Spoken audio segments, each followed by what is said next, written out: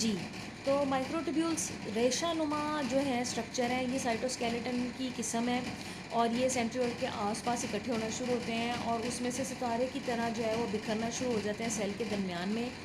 तो 2 सेट जो है माइक्रोट्यूब्यूल्स के इकट्ठे हो जाते हैं और ये स्पिंडल बनाते हैं, वो धागे-नुमा साख्त जिनके ऊपर जो क्रोमोसोम है वो वॉक कर सकते हैं। सो तो kinetochore microtubules attach to the chromosome and kinetochores and polar microtubule do not interact the chromosome but instead interdigitate with the polar microtubules from the opposite pole।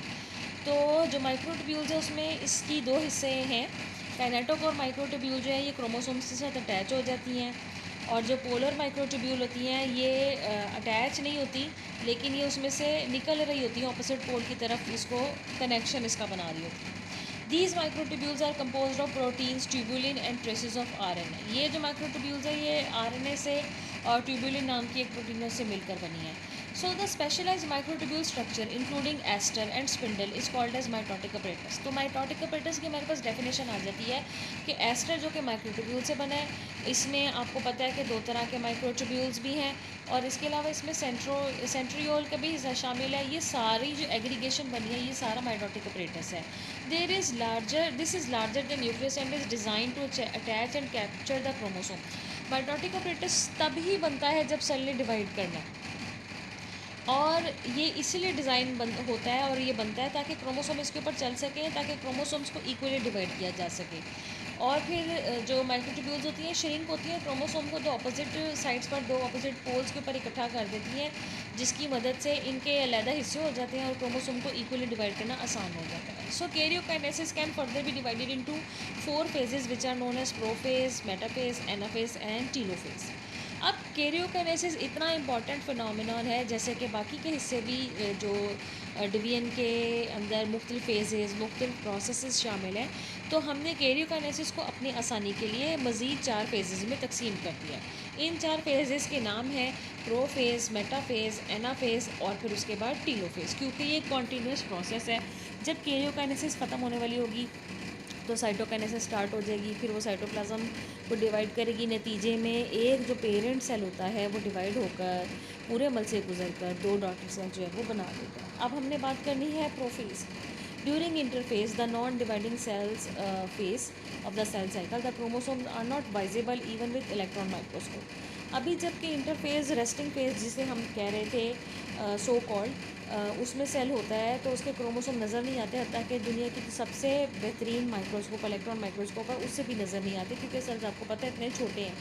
So but using historical techniques for DNA network of very fine threads can be visualised. लेकिन अगर हम अपनी technique इस्तेमाल करें जिसको हम staining technique कहते हैं, तो उसमें हम मुख्तलिफ ऐसे केमिकल्स को यूज़ करते हैं जिसकी मदद से हम रंग दे देते हैं। समझ लें एक तरह का ये एक ऐसी टेक्निक है जिसमें हम किसी भी चीज़ को कलर इम्पार्ट कर देते हैं, जिसकी वजह से हमें वो अलग-अलग हिस्सों की सूरत में नज़र आना शुरू हो जाती है, क्योंकि ये चीज़ें बेरंग सी हैं, इनके अपने कोई रंग तो है नहीं। तो ये जो धागानुमा साख्त होती है जिसमें डीएनए और प्रोटीन्स होती हैं और ये जाल की सूरत में बिखरी पड़ी होती है, इसको क्रोमेटिन मटीरियल कहते हैं या क्रोमेटिन कहते हैं। लेकिन क्रोमेटिन मटीरियल कंडेंस होना शुरू हो जाता है, फोल्ड हो जाता है, कॉइल और सुपर कॉइल हो जाता है, जिसकी वजह से इसकी प्रॉपर शक्ल नज़र आना शुरू हो जाती है और ऐसा होता है प्रोफेज में। तो क्रोमोसोम जो है वो नज़र आना शुरू हो जाते हैं। क्रोमोसोम अल्लाह ताला ने क्यों बनाने में मदद दी है, क्योंकि जब तक क्रोमेटिन नेटवर्क की फॉर्म में सारे का सारा जो जीनियाती मादा है वो न्यूक्लियस में बिखरा पड़ा है, उसको आप उस तरह से डिवाइड नहीं कर सकते। जब वो क्रोमोसोम की शक्ल में आता है तो उसको इक्वली डिवाइड करना आसान हो जाता है, तो इसलिए क्रोमोसोम बनते हैं। और क्रोमोसोम के सेंटर में एक राउंडेड सी बॉडी होती है जिसे सेंट्रोमियर कहते हैं, जो कि क्रोमोसोम के 2 हिस्से, जो 2 बाजू हैं जिन्हें हम क्रोमेटिड्स कहते हैं, उनको जोड़ने में मदद देते हैं। Towards the end of prophase nuclear envelope disappears and nuclear material is released in the cytoplasm. जब प्रोफेज शुरू हो रही होती है तो न्यूक्लियस को रिजॉल्व होना चाहिए ताकि क्रोमोसोम्स की डिवीजन जो है उसको पूरा किया जा सके। इसीलिए जो न्यूक्लियर एनवेलप है, जो न्यूक्लियर मेम्ब्रेन है एक्चुअली, वो आहिस्ता आहिस्ता डिजॉल्व होना शुरू हो जाती है, टूट फूट का शिकार हो जाती है और नज़र आना बंद हो जाती है। हत्ता कि आपको सेल में 2 अलग हिस्से साइटोप्लाज्म और न्यूक्लियस नहीं नज़र आएंगे, आपको लगेगा कि ये एक ही हिस्सा इसमें शामिल है। और न्यूक्लियस के अंदर मौजूद जो न्यूक्लियर है, एक छोटी सी उसकी अपनी स्ट्रक्चर है जो कि एक राउंडेड बॉडी है, वो भी नज़र आना बंद हो जाती है। सो माइटोटिक अपरेटस नज़र आना शुरू हो जाता है, साइटोप्लाज्म विस्कस थिक होना शुरू हो जाता है, क्रोमोसोम आहिस्ता आहिस्ता नज़र आना शुरू हो जाता है। उसके बाद आ जाती है मेटाफेज। मेटाफेज़ दूसरी फेज़ है। इसमें क्रोमोसोम डुप्लीकेट तो होते हैं, जो क्रोमेटिड्स हैं वो अपना सिस्टर क्रोमेटिड्स बनाते हैं। सेंट्रोमियर्स जो है वो दरमियान में छोटी सी कंस्ट्रिक्शन, छोटी सी एक बॉडी है जो कि इन क्रोमेटिड्स को आपस में जोड़े रखती है। इसके अंदर एक ख़ास एरिया होता है जिसे काइनेटोकोर कहते हैं, जहाँ पर मखसूस बेस सीक्वेंस के अरेंजमेंट पाई जाती हैं, मखसूस प्रोटीन्स पाई जाती हैं ताकि माइटोटिक अपरेटस के साथ जुड़ सकें। तो काइनेटोकोर फाइबर जो स्पिंडल के हैं वो काइनेटोकोर रीजन को ही इसी वजह से अटैच करते हैं। तो स्पिंडल में जो काइनेटोकोर फाइबर्स हमने अभी ऊपर नाम दिया था, वो हमने इसलिए नाम दिया था क्योंकि वो काइनेटोकोर और सेंट्रोमियर जो है उसके साथ अटैच हो जाते हैं। अब इस वक्त क्रोमोसोम जो है वो स्पिंडल फाइबर के साथ अटैच हो जाएंगे और एक वक्त आएगा कि वो स्पिंडल के ऊपर जब चल देंगे तो बिल्कुल दरमियान में एक सीधी लाइन में इकट्ठे हो जाएंगे, जिसको हम कहते हैं कि ये इक्वेटोरियल प्लेट है या मेटाफेज प्लेट है। Each kinetochore gets two fibres, one from each of the pole. हर तरफ से उसको दो ऑपोजिट पोल से जो फाइबर्स हैं वो पकड़े रखते हैं, हत्ता कि जो क्रोमोटिड्स हैं वो एक दूसरे से जुदा हो जाते हैं और इक्वली डिवाइड हो जाते हैं।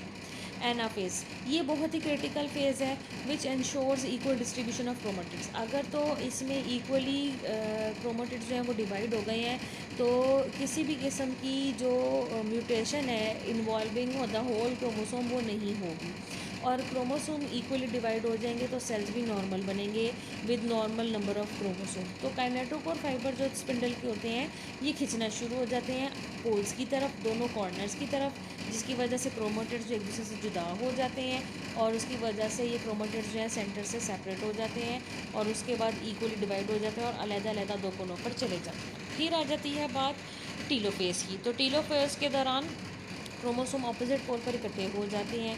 अब जो क्रोमोसोम है वो कंडेंस जो है होते थे due to unfolding, ultimately disappears as chromatin. जो क्रोमेटिन है वो खुलना शुरू हो जाता है और आहिस्ता आहिस्ता नज़र आना बंद होना शुरू हो जाता है।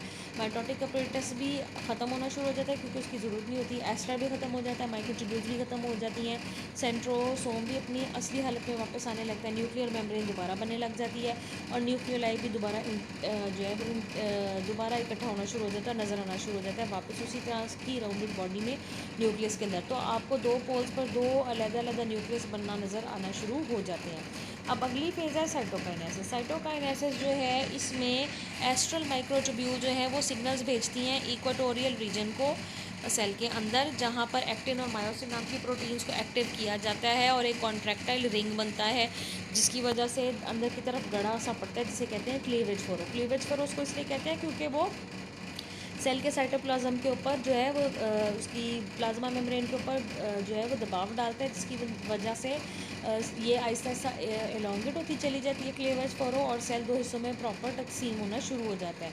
तो एक पेरेंट सेल जो है वो फिर आपको दो डॉटर सेल में डिवाइड होता नज़र आएगा। Mitosis events in plant cells are generally similar to the events observed in animal cell, लेकिन there are some of the differences. बिल्कुल सही बात है क्योंकि एनिमल सेल और प्लांट सेल में दोनों में थोड़ा सा फ़र्क है, इसी वजह से दोनों की डिवीजन बाकी जो बेसिक स्टेप्स हैं वो सेम है, लेकिन कुछ जगहों पर इसमें चेंजेस हैं। मिसाल के तौर पर जो प्लांट सेल है उसमें सेंट्रियोल मौजूद नहीं होता, तो स्पिंडल फाइबर और जो माइक्रोट्यूब्यूल्स और रेडिएशन और वो जो माइटोटिक अपरेटस है वो थोड़ा अलग तरीके से बनता है विदाउट सेंट्रोसोम। इसी तरह उनके अंदर क्योंकि सेल वॉल होती है तो वहाँ पर कंस्ट्रिक्शन और डिवीजन जो है वो फ्रेगमोप्लास्ट के थ्रू बनती है जो कि एक प्लेट लाइक स्ट्रक्चर होता है। तो साइटोकाइनेसिस में कॉन्ट्रैक्टाइल रिंग जो मेम्ब्रेन का बनता है वो प्लांट्स में फ्रेगमोप्लास्ट की सूरत में बनता है जो कि थैलियाँ होती हैं गोल्जी कॉम्प्लेक्स से अराइज होती हैं और ये वेसिकल्स जो हैं मेटाफेज के दौरान बनना शुरू हो जाती हैं और फिर डिवाइडिंग सेल के सेंटर में आपको कहीं कहीं नज़र आती हैं। जब सेल के साइटोप्लाज्म में डिवाइड करना होता है तो ये सेंटर में इकट्ठी हो जाती हैं और सेल की सेंटर से जो है गहरी होती चली जाती हैं, हत्ता कि साइटोप्लाज्म दो हिस्सों में तकसीम हो जाता है। These vesicles also contain materials for future cell wall such as precursors of cellulose and pectin. ये अल्लाह ताला ने निज़ाम प्लांट सेल में इसलिए रख छोड़ा है क्योंकि प्लांट सेल में सेल वॉल मौजूद है जो कि एनिमल सेल में मौजूद नहीं है। और आपको पता है कि जो प्लांट सेल की सेल वॉल है वो सेलुलोज और पेक्टिन की बनी हुई है। तो अल्लाह ताला ने फ्रेगमोप्लास्ट फॉर्मेशन इसलिए रखी है प्लांट सेल में ताकि जब सेल्स डिवाइड करें तो नए में सेल्स की जो वॉल का हिस्सा मौजूद नहीं है वो सिंथेसाइज हो जाए। इसलिए इन थैलियों में सेलुलोज और पेक्टिन के बनाने वाले कंपाउंड्स होते हैं जिन्हें प्रीकर्सर्स कहते हैं, ताकि सेल वॉल सिंथेसाइज करने का अमल शुरू हो जाए और दोनों खुले एक दूसरे से बिल्कुल मुकम्मल तौर पर अलग हो जाए।